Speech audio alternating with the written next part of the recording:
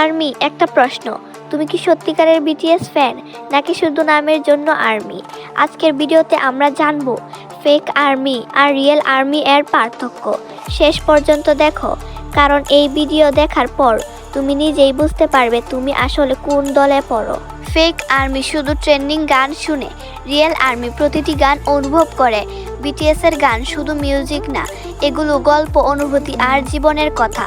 Real army গান শুনে শক্তি পায় আর ফেক আর্মি শুধু ভিড অনুভব করে। ফেক আর্মি শুধু নাম জানে, রিয়েল আর্মি প্রতিটি সদস্যের গল্প জানে।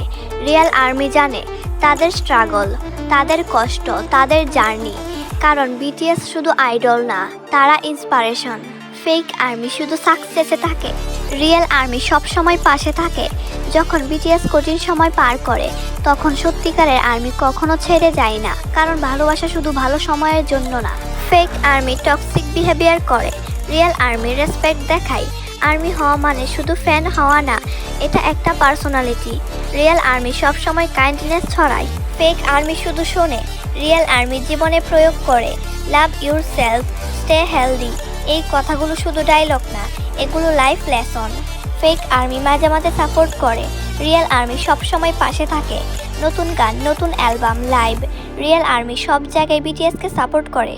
তো আর্মি, ফেক আর রিয়েল আর্মি এর পার্থক্য খুব সহজ। ভালোবাসা কতটা সত্যি, তুমি কোনটা? কমেন্টে লিখো।